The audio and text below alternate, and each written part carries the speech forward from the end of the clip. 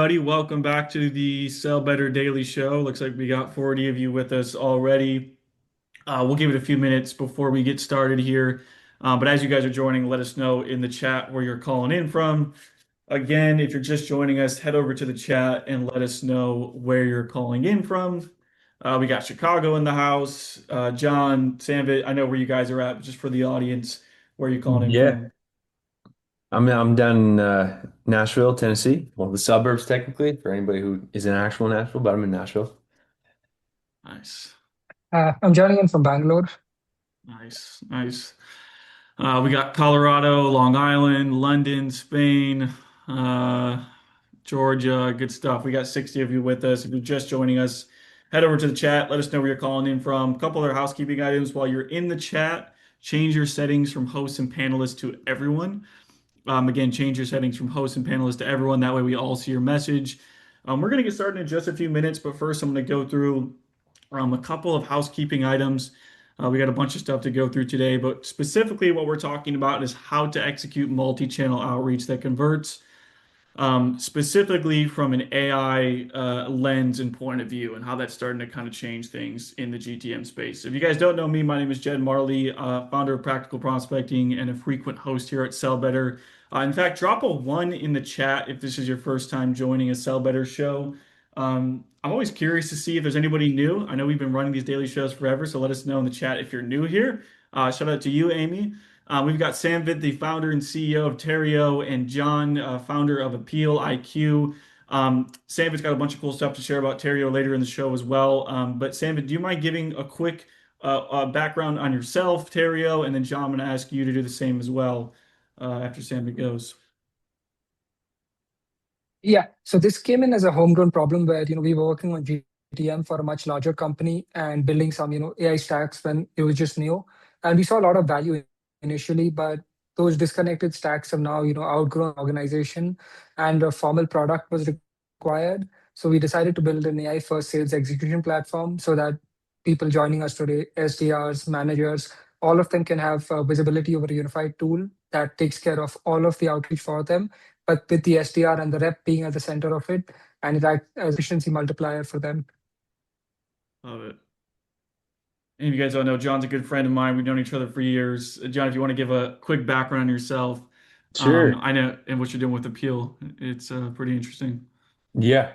Yeah, I mean, Jed and I came up through a similar background and program, and so I've worked in similar spaces as Jed, kind of like tech adjacent, some random stuff. Like I worked for a vending machine company in tech, and then but more recently in the last like year, just getting really deep into AI and what that looks like, what that means for work, and so more recently, though, PLIQ is my company. It's hyper niche. There's probably not a single person on this call who is in this niche, but property tax advisors and attorneys. I saw a need for them to start using AI. Like, I kind of talked with some folks and they're like, we really want to use this, but we're worried about data security or we're worried about, how to actually start implementing this. And so I kind of just started working on the problem. And recently, in the last couple months, landed on a pretty cool solution that's hyper focused on building local AI systems. So, getting a pretty beefy computer, whether that's a pretty good Mac Studio or Mac Mini, or I'm running it on a NVIDIA DGX Spark and running models locally and securely. So, your data is never hitting a data center, it's never hitting a cloud.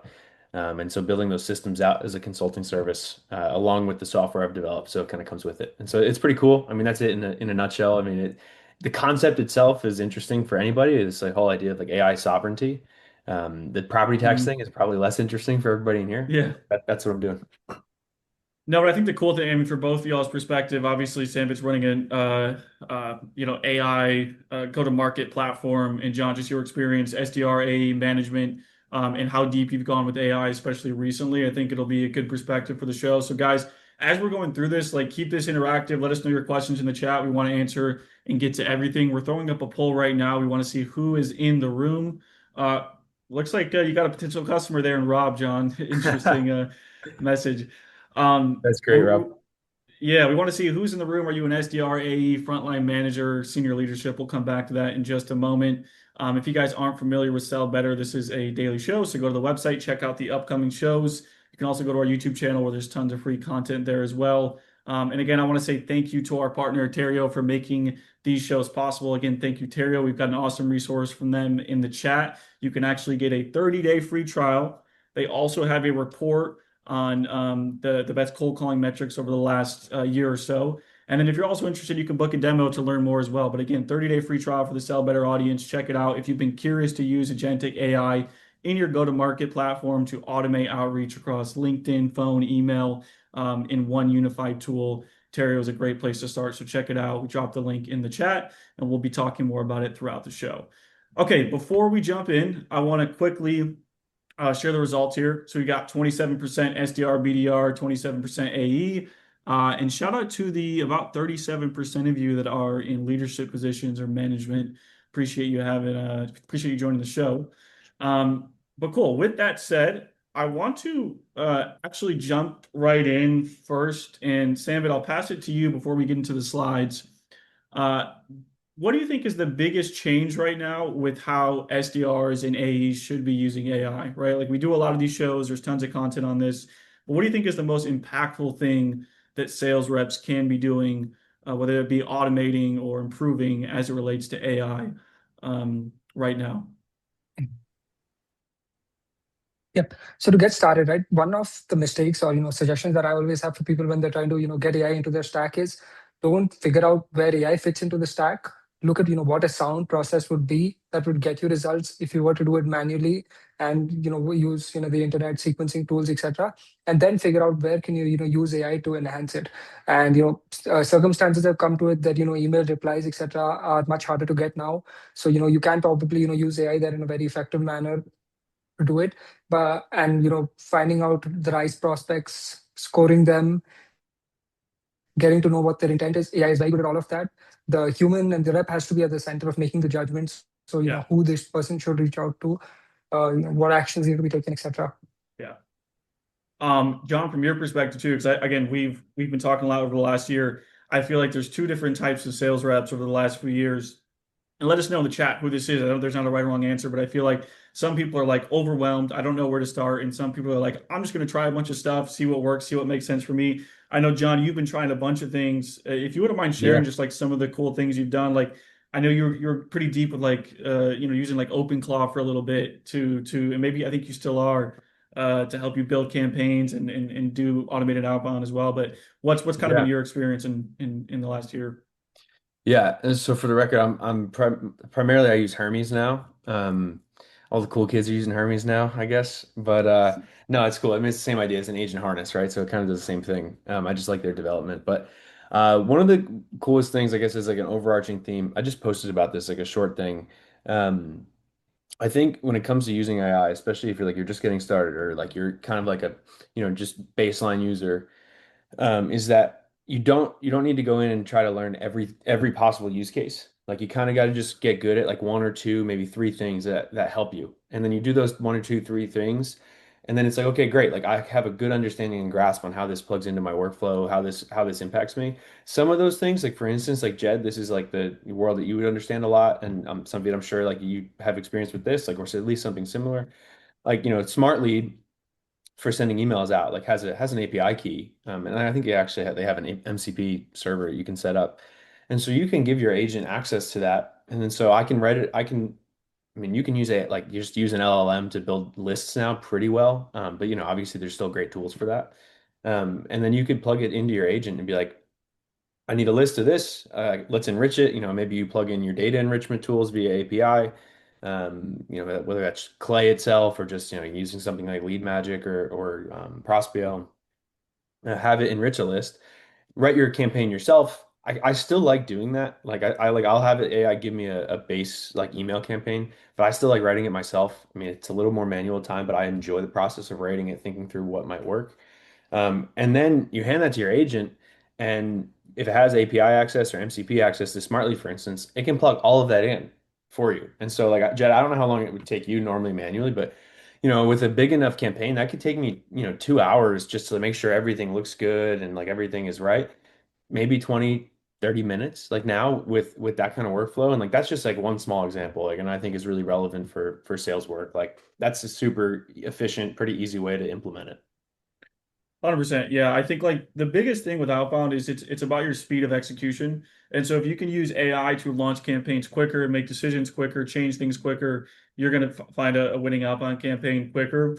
And I guess Sam, but I wanted to ask you too, like people who are using Tario or other agentic AI tools, um, what's your recommendation? Like, I think some people's fear is like, I don't want to just hand it the keys and let it go crazy, and just write all my messaging. How do you input guardrails to make sure that, like, hey, if you're going to have AI do like what John was talking about, where it's building lists for you, building messaging, how do you make sure it's actually, not going to be total slop and something that's going to, actually be effective and work at scale? Mhm. Because it's cool to get excited about Absolutely. like, oh, So AI made a campaign, but like making sure it's actually good is a totally different thing. yeah, yeah. So I think a lot of effort needs to be put into managing the agents, and human on the loop is very actively used in other parts, but may not be used as much as when you're using AI in sales because you think the emails are fine and it goes ahead. So, what we do with Tario and with the product is that, you have gates at every point. So maybe you want to validate the emails that are set initially in the sequence by a human and keep continuously give feedback on where the agent can improve and then take it up, at scale. You review a subset of them, make sure the positioning is right, give constant instruction, then go ahead. So we actually don't allow you to just create a sequence by writing a prompt and let it find the leads and appeal to everybody. We do want the human to be at the center of it, validate everything, and make sure the messaging that's going out is solid. Because the last thing you want is you just blast out email to a lot of people, and then your domain is taking a hit, and then you're trying to wonder why nobody's opening my email or replying to it. Yeah. 100%. And I want to, so going on to this first slide here, and again, anybody in the chat, let us know your questions. Like, I'm really curious to hear where you're at with AI right now. Like, drop it in the chat. Are you using it to write messaging? Are you using it to build lists? Do you feel like you're behind? Just where are you kind of stuck or currently working on using AI in your sales process? But talk to us, Samvit, about this. Like, I think it's a good picture of what outbound looks like right now, where there's a bunch of different tools, but things are kind of Mhm. disconnected. And then let's talk about how we can kind of start to Yep. go towards fixing that. Yeah. Yep. So what John mentioned, that's a good starting point where you connect a lot of these tools to an MCP and start writing out emails. But as a team would, rise up and there are a lot more controls that an organization needs to put in, a lot of these systems come in. Many of them work well independently, but the last thing you want is your rep to be, juggling between different tools, trying to, figure out, okay, this is what I have in the CRM. This is who I need to dial at. My emails are going out separately, and the data provider is just enriching data from one of the sources. So the idea is, agentic AI is really powerful if it has the right context and all the elements under one roof. So you want to make sure that the person you're dialing to has been warmed up with email. You're reaching out on LinkedIn correctly. You're using those signals to enhance the CRM to make sure the handoff is done properly. You're not, measuring output in terms of opens of emails or LinkedIn connections accepted. You're looking at net outcome. Have all of these contributed to more meetings booked and the higher pipeline generated? And that's what a unified interface gives, right? Each one of them don't have good enough reporting metrics that show you if your pipeline is going to increase or no. So I think the idea of doing the actions as well as reporting all of it in a centralized ecosystem with Indic AI over it is where people should be at in today's. 100%. Yeah. And like most tools now have like MCP access where you can just say, hey, these are the tools I'm using. Let me just go get the API keys for everything connected into my LLM if that's the process you're using, and kind of unify everything in one place. But I want to talk like going to the next step. And John, I want to get your thoughts on this. You started to kind of build out your process. You have your AI kind of set up. I think one of the hardest things that AI, or one of the things that AI hasn't been the easiest to do yet, is like figuring out who to reach out to and what specifically to say. Like John, in your experience, whether it be now with the Peel IQ or maybe in previous examples, um, are you and have you used AI to figure out like, what sort of list you should be building and what you should be saying in that messaging, or how are you approaching that? Maybe you're still doing it manually. Just generally Sure. curious like what that, process looks like for you. Yeah. So for the record, like I don't have it all figured out, and I feel like it's always going to be constantly evolving. One of the th there's two, maybe it's two-sided. Like on the one hand, like some of it I think has to be just be organic, like something you notice, or over time you kind of take your hits, take your lumps of like what works, what doesn't, and then you have a general process of what works.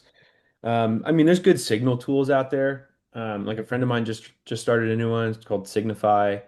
I think it's trysignify.co. It's good so far in testing. Like I've really liked it, and like that just grabs like different tools, different signals like from different sources, right? So it'll look on. I think they look on LinkedIn and any like white papers that are being put out, and like that's always nice. Like when you have a signal.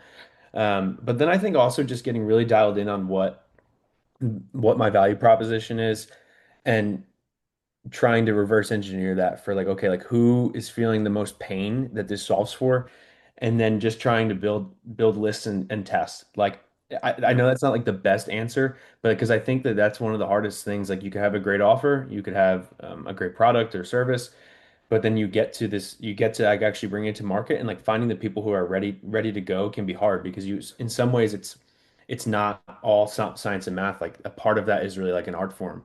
But I use AI just to like go scrape like to scrape signals, and then also refine messaging. Okay, so like I might want to be like, okay, like we can research at scale. Like that's one of the best ways to use AI in your messaging in my experience is if I want to send a personalized message. It's not hyper personalized, like and just like where they went to school or like what they're interested in. I think it's nice to find like, hey, saw you guys are working on this, and you include that in your messaging. And that's just an example, but Yeah. that takes a lot of time to do manually. Let's say you're going to reach out to 200 people. That's 200 people you have to go look through. But if you can set up any kind of AI tool, whether that's just an LLM with an agent you have or something like Tario, that's doing research for you, that saves a ton of time and also helps you be more efficient with that. And because at the end of the day, the goal has to be, especially starting out or when you're just running a new campaign, like you have to get early signals. Like, is this Yeah. working? What are people showing? Are they replying? I mean, am I getting no's? No's are better than nothing. Like, like what am I learning from this campaign? What am I learning on cold calls, in outreach? And like that's kind of how I use it. I know it's sort of like a broad, like beat around the bush answer, but I'm using it in like a few different ways, and then also still just relying on good old like manual, organic. What's going on here? Should I reach out to this person? Yeah, I mean, it ties back to what we talked about earlier, where it's like, hey, AI just enables you to test things faster so you can figure out what works. And Samvit, I'm curious from your perspective, like people on Tario or just in general, if you're using AI, what's your approach? How do they define, what a good lead looks like to reach out to now, and how do they, Mhm. determine how to make that message relevant? I've seen AI do it really well, and I've seen it do it really bad. What's kind of your approach to that? Yeah. So just pick up where John said, right? He mentioned very useful thing, but I break up into two places. One, when you're starting out or you have a hypothesis of, these are people that may be interested based on your past experience or data that you have. You start out with that, you find contacts, you use AI to use signals to find that contact. But my view is the real work starts after that. When you start a sequence and you have activities going on, you use those very specific signals that are not on the internet or not on the LinkedIn profile, but on actions that have happened during the outreach process. And it may not be for the lead, but you can move over to an account level or an industry level. Like, what type of replies are you seeing from a certain size of company, which industries are working?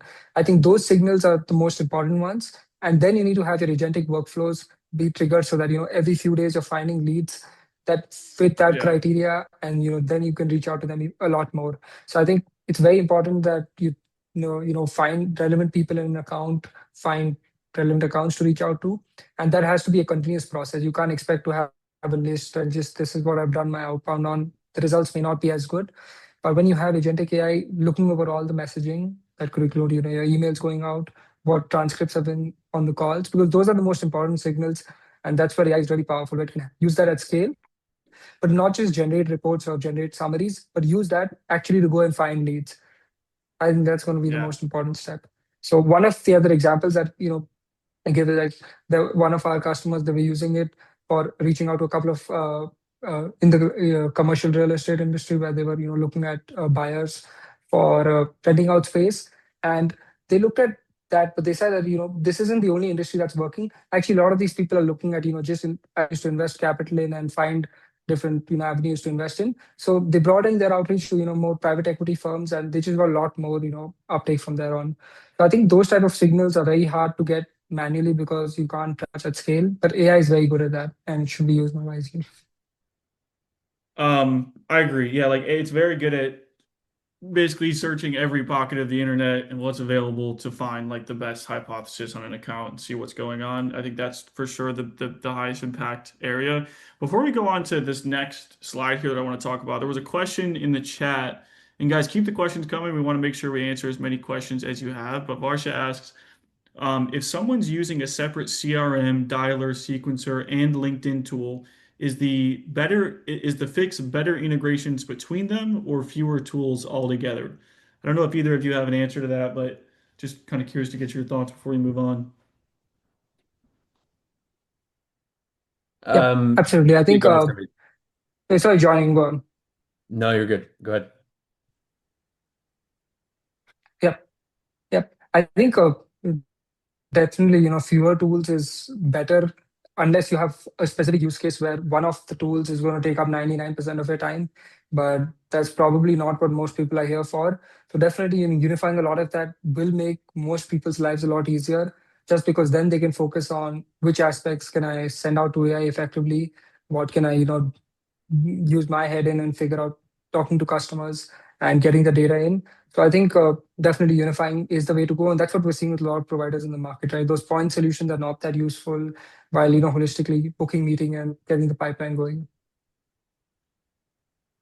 For sure. Yeah. I mean, like just and this kind of leads into our conversation about sequencers as well. Like there's individual email tools, there's call only tools, there's LinkedIn only tools. I think one of the issues with that is that they don't really talk to each other, and so it's hard to get the positive impact of having all three work together. But it looks like so, Samit, I think this is your general kind of sequence process. Talk to us about how customers at Tario are doing multi-channel outreach. I think one of the biggest changes from now versus like 5, 10 years ago is 5, 10 years ago it was very like day one you do this, day two you do this, so on and so forth.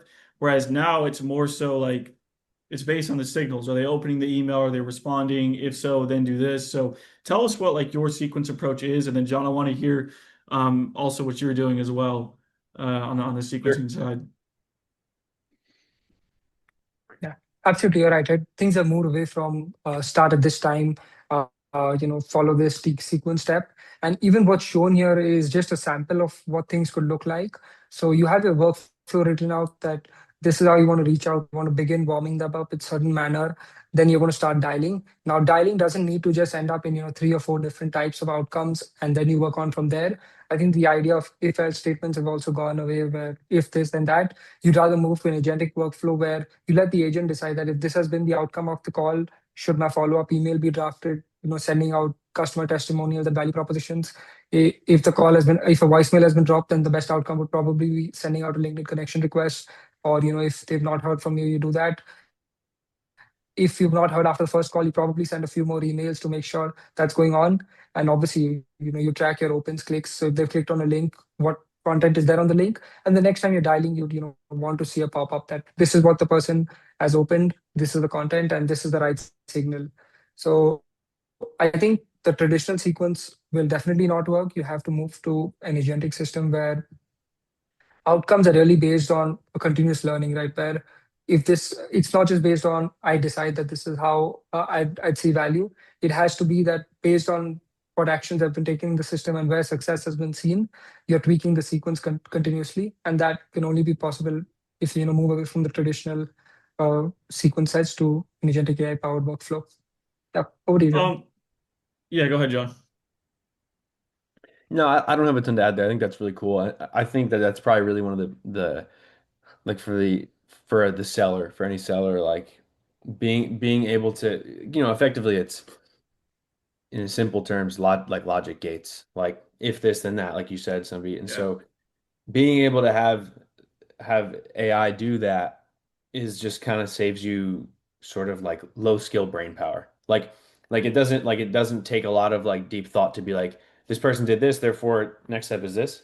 But if you had to do that all manually, sift through things, it would take a lot of time, energy, where you could be spending that energy other places like working current deals, thinking through new messaging, things that are more fun, maybe require more power. And so I think that's just one of the great use cases is, how can I hand off this more simple task to AI? And I think, one of the other cool things here is that, when you have AI that's sort of tailor-made or tailor trained around specific tasks, specific uses, it's really helpful because at the end of the day, it's like this is making my life easier. Like, and if this makes my life easier in a productive way, then it's really helpful. And so I would agree like that's a great application and a great way to leverage technology like this. But other than that, I mean, my niche is a little like just a little different. Like figuring out like it's small and because it's smaller, I kind of do like I do very small batches because like I could go through my whole TAM really quickly. And so I kind of do a little bit more like manual testing, but only because it's smaller.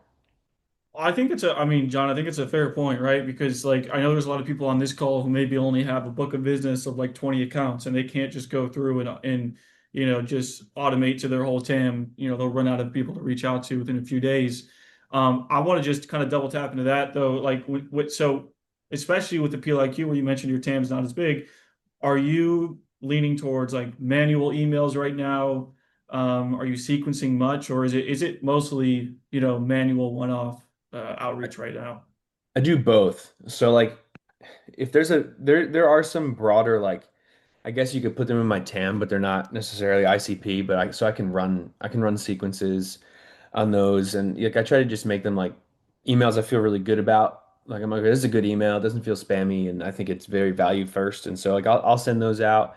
But a lot of what I'm doing that has worked so far. I mean, actually, one of those sequences worked, and like a current customer came from a cold email, which was like it's always a great feeling, right? When you're running a cold email sequence or campaign, and it Yeah. was on the third email in the sequence, so it was like, Mhm. yeah, like nobody, like he's not gonna reply, like it's over, and like he replied same day meeting, and then within 2 weeks we were working together, and so that worked, which to me was validation. And then other stuff has just been some LinkedIn. And then I'm starting to now that I'm kind of really settled on my value proposition and my offer, I'm gonna start doing some cold calling just to like make it happen, like start talking to people.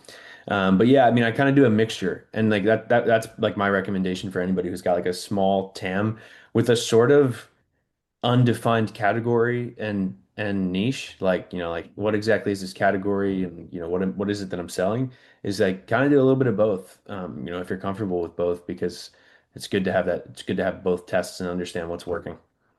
Yeah. And Samvit, I'm also curious. I think we talked about this in the pre-call, but like across email, phone, and LinkedIn, how much of that is being automated in Tario? And do you recommend that people automate all of it? Does it kind of depend in the context? Because I know even Mhm. cold calls can be automated, which is kind of crazy. What's your kind of approach to that? Versus, what should be automated versus what shouldn't? Yeah. No, that's definitely crazy to automate cold calls. But I think we at Tario and in general, right, we talk about the indifference test that if something is being sent out by AI or a human, can you, realistically tell it? Like there's a Turing test that's for, general text, but for even sales, right? If an email is well written and it's focused on, genuine aspects that matter. So it's not just picking up, oh, I saw this about you on LinkedIn and, connect something there. Or you're looking at, true signals that companies are doing, like a high quality rep would be doing. I think there's no harm in using AI, and in fact, you should be, so that you're focusing on the channel where you can really add value over AI, right? So I think calling LinkedIn, emailing in LinkedIn, I think can be automated to AI largely with gates in terms of reviewing the messaging continuously and verifying emails. But calls is something we would never automate because voice agents are never going to be as good as humans because you need to figure out different signals really quickly in a call, Yeah. and it's just not possible to have, because that's one thing, right, you're talking to one another, there's an emotional connect between the two people, and that trust value needs to be developed. And no amount of AI, even if it can simulate your voice, can do that, just because it doesn't understand it. If somebody's talking about a sports game going on, or he's driving right now and doesn't need to be reached out, the AI will say, I'll send you an email. But this person will probably say, you can talk to me It's once you get crazy. back to your Yeah. location or something like that. Yeah. So I think we should focus, and it can be continuously evolving, right? We're seeing voice agents work for inbound leads now, so we're trying to integrate that in Tario and see, if somebody's really interested, they can go through inbound lead, book a demo, and get qualified. So I think those things need to continuously be evolving, but it has to be from a customer point of view, right? Is your prospect really caring if it's AI or no? And generally, we've seen that if they think it's AI, then they won't reach out to you, respond to you as much.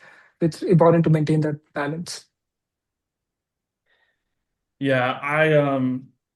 I don't think it's happening anytime soon. Like fully automated cold calls, that'd be kind of crazy. I think, yeah, email for sure. LinkedIn you can do to an extent. We did get a question in the chat because Kevin asked, "What about texting? How much do you do it? Do you do it? When do you start?" We haven't really talked about texting much on this show, but just for either of you guys, is that a part of your strategy at all? Would you recommend texting, or not so much? It kind of depends, right? Um, Cold texting is weird. Jed, remember years ago your cold FaceTime post? Uh, Yeah, yeah. I used to it kind cold of blew FaceTime up. back in the day. Um, I mean, somebody kind of cold FaceTime me once and it actually worked, which is cool. But I don't know. I mean, cold texting is weird. It's also like legality, like depending on where you're at. Like in the US, like you could do some of it. I know, I think in Europe, like it's pretty hard to do that. Like it's almost possible. Um, I think texting is great once you've established like a conversation. Like if you get Yeah. an email reply with their mobile, I guess it's always like good speed to lead practice. Like give them a call. You could text. I think texting is sometimes better than leaving a voicemail, as long as it's like not weird. Like I don't know how to describe it. As long as you're not being weird in your text. Like hey, like if you're just like hey, this is John from a P like you, just gave you a ring. Just figure I'd drop you a text instead of leaving a voicemail. Like that could be cool. I'm not certain about like all like the rules and stuff with can spam. But I don't use it a ton. Like it's not a channel I rely on. Maybe eventually, but right now it's not. Yeah. What about you, Yeah, I think Samvit? from a regulation, yeah, from regulation point of view, we have explored. I think there are very strict regulations on bulk sending out uh, SMSs and text messages, and in the US it's very strict. Europe is even stricter. So I think, as John mentioned, right, it has to be really, really focused where you've established some sort of connection, and then you're using your personal number to reach out to those people. It's not like email where you burn through one domain, you can move to another bombed up domain and start reaching out on terms of calling switch Oh yeah, numbers, that VoIP 100%. numbers are available. I think logistically it's a lot harder to do. I agree. And there's like, yeah, there's a lot more regulations around it. I think the only scenario where I do it is like, mid sales cycle. If you've got a good relationship, you kind of already established that you can do texting. Very warm leads if you're just trying to follow up, that sort of thing, but nothing automated. Let's talk next about like kind of the handoff process, where AI fits into this. Sam, if you want to talk us through kind of, where you see deals kind of falling off at the handoff process and where AI can fix it. I think let's touch on that. And then John, I also want to get your touch on like how you're handling deals right now. Anything interesting you're doing with that kind of follow-up process? Yeah. Yeah. So, in the ideal scenario, like most of our salespeople have been trained, right? Your CRM needs to be up to date, perfectly clean, so that everybody can look into that to figure out, what's going on in this deal. How should I hand it off to the next person? Can all the context be transferred? But, realistically, most people don't, get to that level, especially at an SDR level where the volume is a lot higher. I think 20 to 30% of their time can just go into updating the CRM on actions, just because of what we spoke initially, right? There's a disconnected tool stack. Even though they do claim that you can integrate in with the CRM, the messaging is a lot different, right? You'd want, and nowadays agents are also crawling the CRM to prepare talk tracks and how handoff should be done. So I think taking an agent first approach and really clean CRM update is the most important thing in terms of handoff, and all of your activities have to be in that place and in a manner that makes sense to the person while reading it, not just that I sent this email, this was opened, this was clicked. I think it has to be brought together, a story has to be created, and then the handoff has to be done. And your calling transcripts, AI summaries of it, all of those should also be going in. So I think that's the most important aspect, where we really pride Tario in keeping the CRM in one of the best shape possible, at least from an SDR point of view, so that when the handoff is done to the other, account executive or whoever else want to manage it, they have an English readable summary of what things are, set of events that they need to then connect it together. I like it. I mean, we do something similar. So I think, especially with AI now, you can pull in so much context. So every call transcript we get is recorded and sent back to a central database. We have an agent that goes through and scrapes our Slack channels every day, to pull that into one central database and kind of building our own company brain, if you will. So, we can prompt that AI to say like, hey, what's going on? What should be top of mind? Who do we need to focus on? And I think, whether an AE, SDR, like this is easy workflows you can set up where you can pull in that context. You can then write, quicker follow-up emails based on those transcripts and things of that nature. John, from your end, is there anything interesting you're doing from like a deal follow-up process as it relates to AI? Are you keeping things pretty simple, or what does that kind of process look like for you? It's pretty simple for me right now because, like, again, it's early stage and it's a very consultative offer, and then it's a pretty involved implementation. So I've just been keeping it Yeah.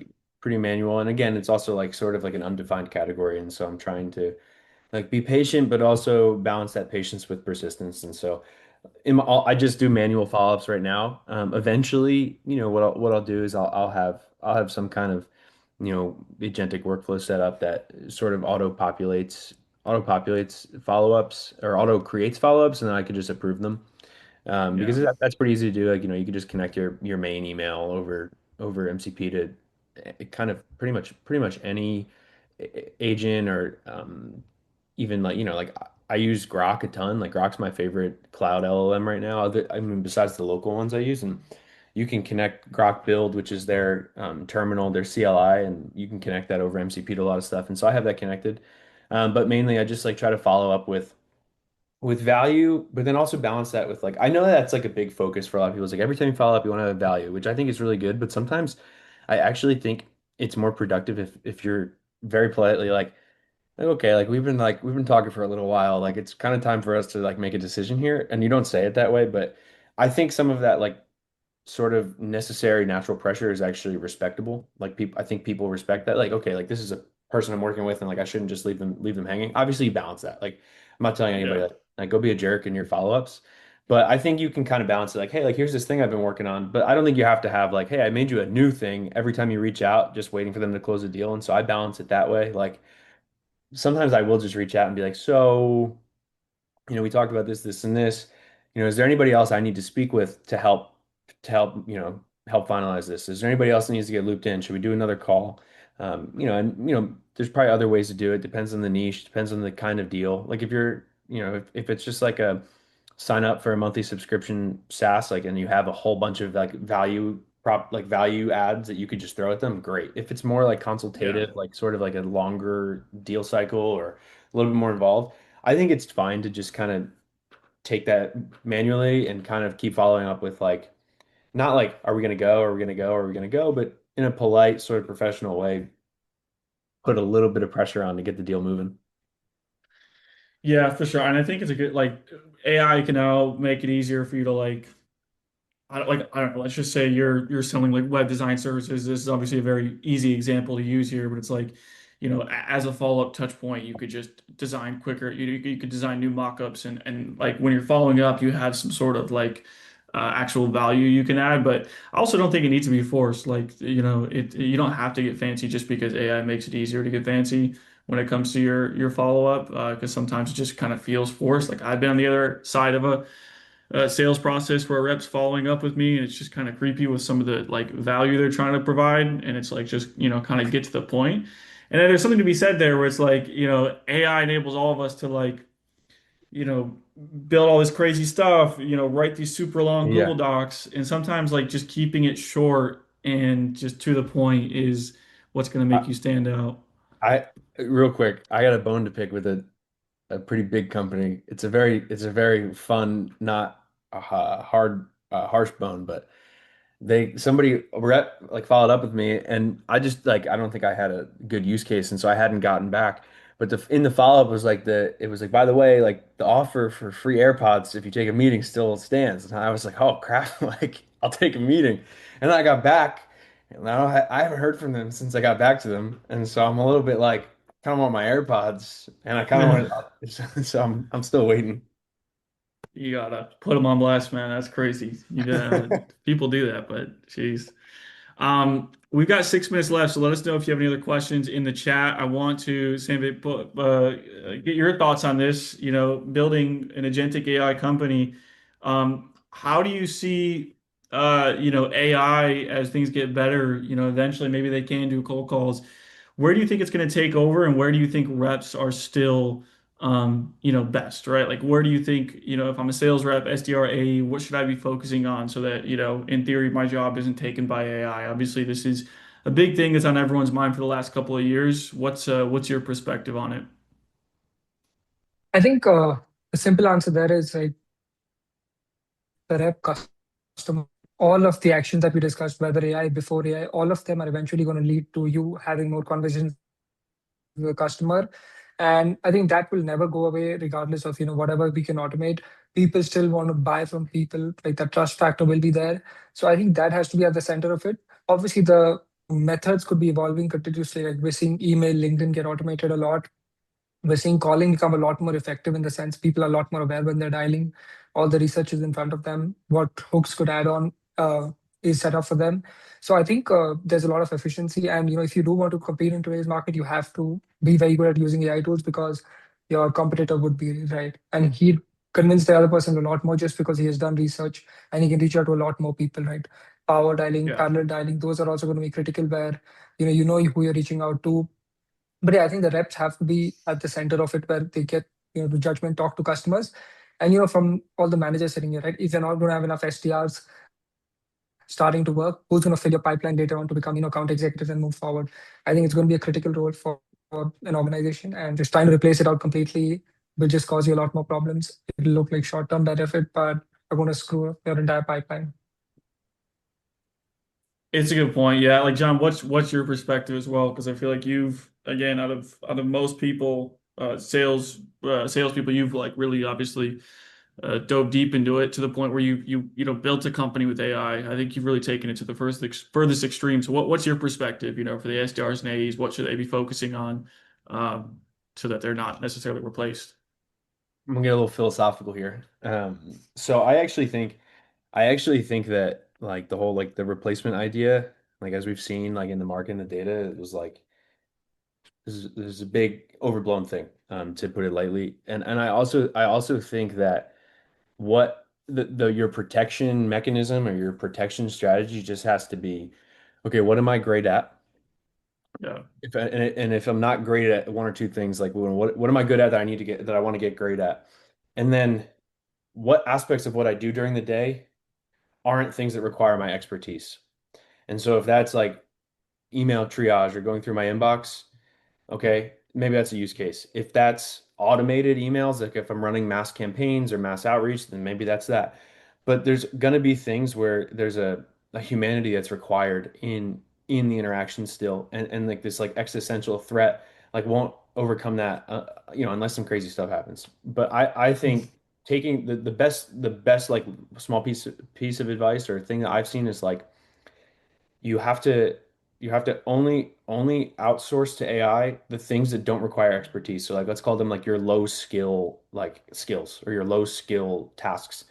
And then otherwise the things that require skill require expertise. The things that require some level of like art form and thinking through and organic, like you were talking about before, Samvit, like the calling, like even if voice agents get good enough to do phone calls, because some of them are really good, it's kind of like should we?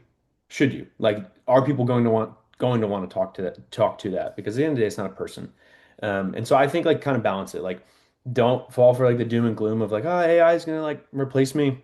Because, I mean, that I guess that is a feasible outcome. But if you're willing to sort of sit down, boogie down, put in the work to learn a couple things that make you more effective, that is your protection mechanism, let's call it. And that continues as long as you're willing to continue to improve yourself and to learn new things. And I think that's the biggest thing. I mean, I think it's a great answer, man, to be honest, to end things off on. And I think you also like represented that too, like specifically focusing on what you're best at and like automating out the things that, maybe aren't as high Yeah. leverage and things of that nature. I mean, that would be my biggest piece of advice as well, is like automate the things that aren't high leverage that AI can easily automate, so you can spend more of that time on the things that are going to actually give you more leverage. But we've got 1 minute left. Anything else to leave with the audience, Sanvit or John, before we jump off? And again, we'll drop, we actually already did, we dropped LinkedIn for John and Sanvit, and check out Appeal IQ, check out Tario. All the links are in the chat. But anything else, guys, to share with the audience before we jump off? And I think it's just been a great conversation, and like it took into great, points from John and yourself, and I think a very interesting chat as well. Yeah, Yeah, absolutely. absolutely. Good stuff. Well, thanks, All guys. right, Thanks guys. everyone for joining, and we will Thanks, see you Jed. all Thanks, later. Samvit. Peace.